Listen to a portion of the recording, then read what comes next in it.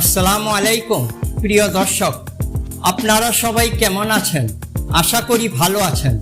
আমিও আল্লাহর রহমতে ভালো আছি। আমি সাইফুল ইসলাম মাসুম। আমার চ্যানেল ফিউচার লাইফের পক্ষ থেকে আপনাদের জানাচ্ছি আন্তরিক শুভেচ্ছা ও অভিনন্দন। যারা ফেসবুক থেকে দেখছেন তাদের কাছে অনুরোধ রইল, আমার পেজটি এখনই লাইক, ফলো এবং বন্ধুদের সাথে ভিডিওটি শেয়ার করবেন। যারা ইউটিউব থেকে দেখছেন তাদের কাছে অনুরোধ রইল, আমার চ্যানেলটি এখনই সাবস্ক্রাইব করুন, পাশে থাকা বেল আইকনটি প্রেস করুন, যাতে করে সবার আগে ভিডিওটি আপনার কাছে পৌঁছে যায়। চলুন এখন মূল ভিডিওটি শুরু করা যাক।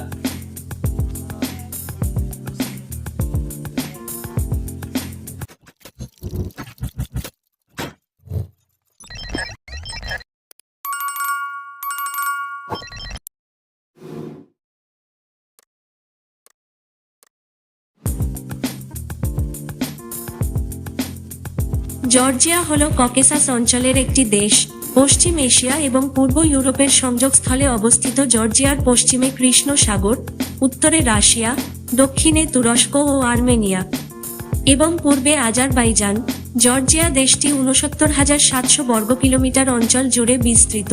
জর্জিয়ায় ইসলাম ৬৫৪ সালে ইসলামের তৃতীয় খলিফা উসমান কর্তৃক প্রেরিত একটি সেনাবাহিনী পূর্ব জর্জিয়া জয় করে এবং তিবলিসিতে মুসলিম শাসন প্রতিষ্ঠা করে।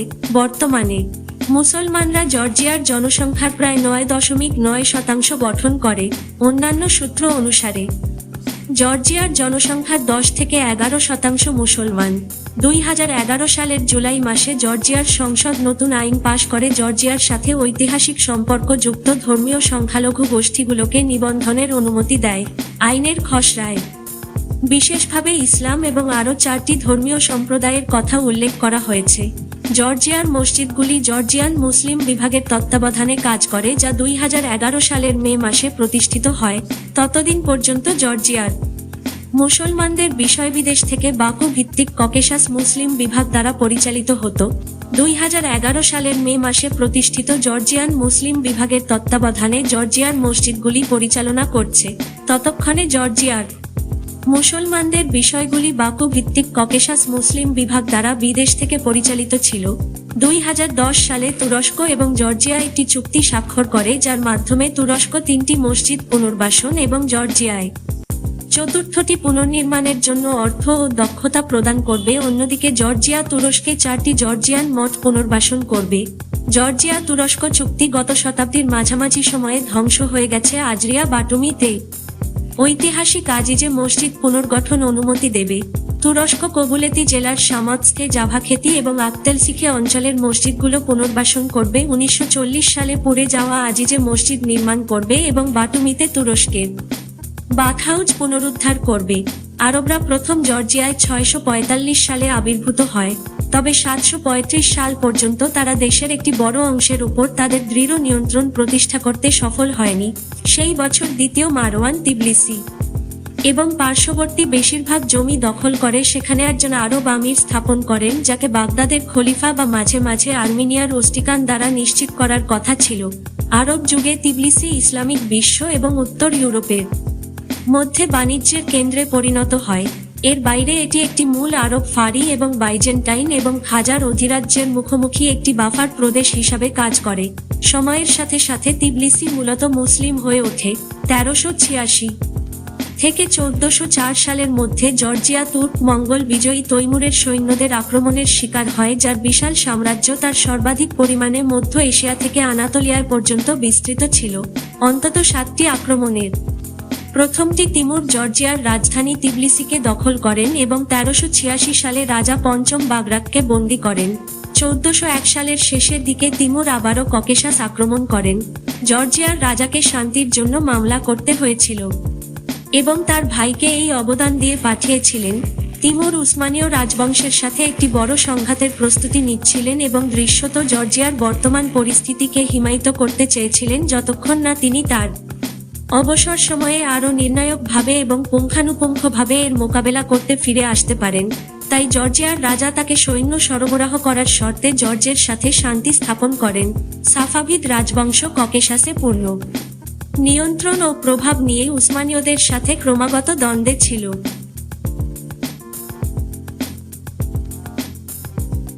ষোড়শ শতাব্দীর প্রথম থেকে অষ্টাদশ শতাব্দীর দ্বিতীয়ার্ধের সময় পর্যন্ত সাফাভিদের বেশ কয়েকটি স্বাধীন রাজ্য ও অধ্যক্ষদের মোকাবেলা করতে হয়েছিল, কারণ জর্জিয়া সেই সময় একটিও রাষ্ট্র ছিল না।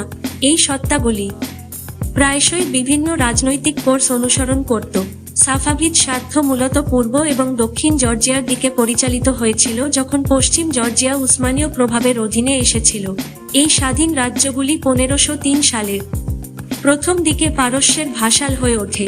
বোটানিক্যাল স্ট্রিট এবং সুন্নি মসজিদ 1880 এর মাঝামাঝি 1555 সালের 29শে মে সাফাভিদ এবং উসমানীয় সাম্রাজ্য উসমানীয় সাফাভিদ যুদ্ধের পরে আমাসিয়ায় একটি চুক্তি সম্পন্ন করে, যার মাধ্যমে ককেশাস উভয়ের মধ্যে বিভক্ত হয়। পশ্চিম জর্জিয়া এবং দক্ষিণ জর্জিয়ার পশ্চিম অংশ উসমানীয়দের কাছে পড়ে, অন্যদিকে পূর্ব জর্জিয়া এবং দক্ষিণ জর্জিয়ার পূর্ব অংশ সাফাভিদ ইরানের কাছে পরে। জর্জিয়া এবং অঞ্চলের বেশিরভাগ অংশ, যা ঐতিহাসিকভাবে সর্বদা সবচেয়ে প্রভাবশালী ছিল, তাই ইরানি পরিমণ্ডলে অবস্থান করেছিল। ককেশাসের এই বিভাজন এবং তাই ইসলামিক শাসনের অধীনে জর্জিয়া সহ 1639 সালে আবার নিশ্চিত করা হয়। 1703 সালে ষষ্ঠ ভক্তাং কার্তলি রাজ্যের শাসক হন। 1716 সালে তিনি ইসলাম গ্রহণ করেন এবং সাফাভি শাসক তাকে কার্টলির রাজা হিসেবে নিশ্চিত করেন। যাই হোক, একটি নির্ণায়ক মুহূর্তে ভাগতাংকে সামরিক অভিযান বন্ধ করার আদেশ দেওয়া হয়, যার ফলে ভাগতাং রাশিয়াপন্থী অভিমুখিতা গ্রহণ করে, যদিও রাশিয়ান তাকে প্রতিশ্রুত সামরিক সহায়তা প্রদান করতে ব্যর্থ হয়। বেশ কয়েক শতাব্দী ধরে জর্জিয়ার রাজা ও অভিযাত্রা ইসলাম ধর্ম গ্রহণ করে এবং ইরানি সাফাভিদ আফশারিদ এবং কাজার রাজবংশের সভাসদ হিসেবে কাজ করে, যারা তাদের শাসন করত। মুসলমানরা জর্জিয়ার জনসংখ্যার 9.9% থেকে 10-11% পর্যন্ত গঠিত। জর্জিয়ায় দুটি প্রধান মুসলিম গোষ্ঠী রয়েছে। জাতিগত জর্জিয়ান মুসলমানরা সুন্নি হানাফি এবং তুরস্কের সীমান্তবর্তী জর্জিয়ার আজারা স্বায়ত্তশাসিত প্রজাতন্ত্রের কেন্দ্রীভূত। জাতিগত আজারবাইজানি মুসলমানরা প্রধানত শিয়া ইসনা আশারিয়া এবং আজারবাইজান এবং আর্মেনিয়ার সাথে সীমান্ত বরাবর কেন্দ্রীভূত। পাংকিসি গোর্জে বসবাসকারী জর্জিয়ার চেচেনরাও নকশবন্দি তরিকার মুসলমান। মেসখেতিয়ান তুর্কিরা এছাড়াও একটি সুন্নি হানাফি গোষ্ঠী তুরস্কের সীমান্ত বরাবর জর্জিয়ার মেসখেতি অঞ্চলের প্রাক্তন অধিবাসী। 1944 সালের 15 থেকে 25 নভেম্বর জোসেফ স্ট্যালিন তাদের মধ্য এশিয়ায় নির্বাসিত করেন এবং কাজাখস্তান, কিরগিজস্তান এবং উজবেকিস্তানের মধ্যে বসবাস শুরু করেন। গবাদি পশুর ট্রাকে জোরপূর্বক নির্বাসিত 1,20,000 জনের মধ্যে মোট 10,000 জন মারা যায়। আজ তারা প্রাক্তন সোভিয়েত ইউনিয়নের আরও বেশ কয়েকটি দেশে ছড়িয়ে পড়েছে। আজারবাইজান এবং মধ্য এশিয়ায় নির্বাসিত 50 লাখ থেকে 7 লাখ মেসখেতিয়ান তুর্কি রয়েছে। এছাড়াও জর্জিয়ায় দক্ষিণ ককেশাসের অন্যান্য জাতিগত গোষ্ঠী যেমন ওসেতীয় আর্মেনিয়ান এবং পন্টিক গ্রিক এর সাথে কম সংখ্যক মুসলমান রয়েছে। এগুলি মূলত উসমানীয় যুগে খ্রিস্টান অর্থোডক্স থেকে তুর্কি ইসলামে ধর্মান্তরিত হয়।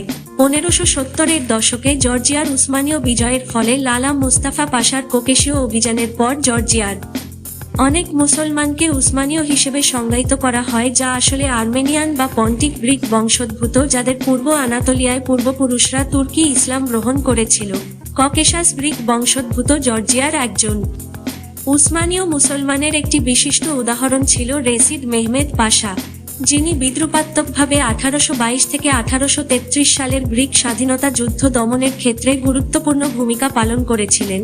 2014 সালের জর্জিয়ান আদমশুমারি অনুসারে জর্জিয়ায় 3,98,677 জন মুসলমান ছিল, যা 2004 সালের জর্জিয়ান আদমশুমারি অনুসারে 4,33,784 জন মুসলমানের থেকে কম। তবে মুসলমানদের অংশ স্পষ্টতই 2004 সালে 9.9% থেকে বেড়ে 2014 সালে 10.7% দাঁড়িয়েছে। মুসলিম জনসংখ্যা প্রধানত গ্রামাঞ্চলে বাস করে। ইউরেশিয়ার দক্ষিণ ককেসাসের পার্বত্য অঞ্চলে জর্জিয়া অবস্থিত কৃষ্ণ সাগর এবং ক্যাসপিয়ান সাগরের মধ্যে পশ্চিম এশিয়া এবং পূর্ব ইউরোপে বিস্তৃত। রাশিয়ার সাথে জর্জিয়ার উত্তর সীমানায় প্রায় পুরোটা জুড়েই বিস্তৃত বৃহত্তর ককেসাস পর্বতমালা, যেটি ইউরোপ এবং এশিয়ার মধ্যে একটি সাধারণ স্বীকৃত সীমা। ফিলিপ জোহান ফন স্ট্রাহলেনবার্গের 1730 সালের ইউরোপের সংজ্ঞায় মহাদেশীয় সীমানাটি কুমা ম্যানিক নিম্নতা থেকে ক্যাসপিয়ান সাগরের দিকে টানা হয়েছিল, যার ফলে সমগ্র জর্জিয়া এশিয়ার মধ্যে পড়েছিল। এই সংজ্ঞাটি রাশিয়ান জারেরা ব্যবহার করেছিলেন এবং প্রথম এটি উরালকে মহাদেশের পূর্ব সীমানা হিসাবে স্থির করেছিল। ইউরোপের বেশিরভাগ অংশের সঙ্গে জর্জিয়ার সান্নিধ্য এর সঙ্গে বিভিন্ন ঐতিহাসিক, সাংস্কৃতিক এবং রাজনৈতিক কারণ মিলিত হয়ে ধীরে ধীরে ইউরোপে জর্জিয়ার ক্রমবর্ধমান অন্তর্ভুক্তিতে সহায়তা করেছে। কিছু কিছু সূত্র দেশটিকে ইউরোপীয় অঞ্চলের বলেই বর্ণনা করে, পাশাপাশি জর্জিয়া কিছু ইউরোপীয় সংস্থায় যেমন কাউন্সিল অব ইউরোপে যোগ দিয়েছে, ন্যাটোর সদস্যপদ চেয়েছে এবং ইউরোপীয় ইউনিয়নে প্রবেশের আবেদন করেছে। Naples, Madrid, Istanbul, New York, Chicago, London, Toronto, Omaha, Eureka, ওডেক, শেনিয়াং এবং তিরানার সঙ্গে জর্জিয়া সমান্তরাল অবস্থায় রয়েছে। ছোট অঞ্চল থাকা সত্ত্বেও প্রাক্তন সোভিয়েত প্রজাতন্ত্রগুলির মধ্যে জর্জিয়ায় সর্বাধিক বৈচিত্র্যপূর্ণ ভূসংস্থান রয়েছে।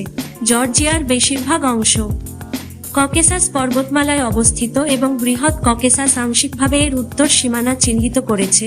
তুর্কি এবং আর্মেনিয়ান সীমান্তের সঙ্গে সমান্তরালে চলা ক্ষুদ্র ককেসাসের ব্যাপ্তি এবং বৃহৎ ককেসাস ও ক্ষুদ্র ককেসাসকে সংযুক্তকারী সুরামি এবং ইমেরেটি পর্বতমালা প্রাকৃতিকভাবে একটি অন্তরায় সৃষ্টি করেছে, যেটি অঞ্চলগুলির মধ্যে সাংস্কৃতিক এবং ভাষাগত পার্থক্যের জন্য আংশিকভাবে দায়ী। উচ্চতা এবং পরিবহন পরিকাঠামোর অব্যবস্থার কারণে শীতকালে অনেক পার্বত্য গ্রাম কার্যত বাইরের বিশ্ব থেকে বিচ্ছিন্ন হয়ে পড়ে। পার্বত্য অঞ্চলে ভূমিকম্প এবং ভূমিধস এই অঞ্চলের মানুষের জীবন ও সম্পদের জন্য ভয়াবহ এক বিপজ্জনক অবস্থা। সর্বশেষ সাম্প্রতিক প্রাকৃতিক বিপর্যয়ের মধ্যে ছিল 1989 সালে আজারিয়ায় প্রচণ্ড শিলা ও মাটি ধস, যা দক্ষিণ পশ্চিম জর্জিয়ার হাজার হাজার মানুষকে বিপদগ্রস্ত করেছিল, এবং 1991 সালের দুটি ভূমিকম্প উত্তর মধ্য জর্জিয়া এবং দক্ষিণ ওসেটিয়ার বেশ কয়েকটি গ্রামকে ধ্বংস করে দিয়েছিল। জর্জিয়ায় প্রায় 25,000 নদী রয়েছে, যার মধ্যে অনেকগুলির জলেই ছোট ছোট জলবিদ্যুৎ কেন্দ্র তৈরি হয়েছে। পশ্চিম দিকের নিকাশি ব্যবস্থা কৃষ্ণ সাগরে গিয়ে মুক্ত হয় এবং পূর্ব দিকে আজারবাইজান হয়ে ক্যাসপিয়ান সাগরে গিয়ে পড়ে। এখানকার বৃহত্তম নদী হল কুরা নদী, যা পূর্ব জর্জিয়ার সমভূমি জুড়ে উত্তর পূর্ব তুরস্ক থেকে 1364 কিলোমিটার প্রবাহিত হয়েছে, রাজধানী তিবিলিসি দিয়ে প্রবাহিত হয়ে ক্যাসপিয়ান সাগরে গিয়ে পড়েছে। পশ্চিম জর্জিয়ার বৃহত্তম নদী রিওনি নদী বৃহৎ ককেসাসে উৎপন্ন হয়ে পোটি বন্দরের কাছে কৃষ্ণ সাগরে গিয়ে মিশেছে। সোভিয়েত প্রকৌশলীরা কৃষ্ণ সাগরের উপকূলে নদী অঞ্চলের নিম্নভূমিকে প্রধান উপগ্রীষ্মমণ্ডলীয় কৃষিজমিতে পরিণত করেছিল, নদীর গতিপথে বাঁধ দিয়েছিল এবং বক্র গতিপথকে সোজা করেছিল। এছাড়াও তারা বিস্তৃত খাল ব্যবস্থা গড়ে তুলেছিল। গভীর গিরিসংকটগুলি বৃহৎ ককেসাসের মধ্যে ভূসংস্থানিক বলয় গঠন করেছে। আজকের মতো ভিডিওটি এখানেই শেষ করছি। আগামী ভিডিও দেখার আমন্ত্রণ রইল। বন্ধুদের কাছে অনুরোধ রইল, ভিডিওটি ভালো লাগলে লাইক করুন, কমেন্টে আপনার মতামত জানান এবং বন্ধুদের সাথে ভিডিওটি শেয়ার করুন। আসসালামু আলাইকুম, আল্লাহ হাফেজ।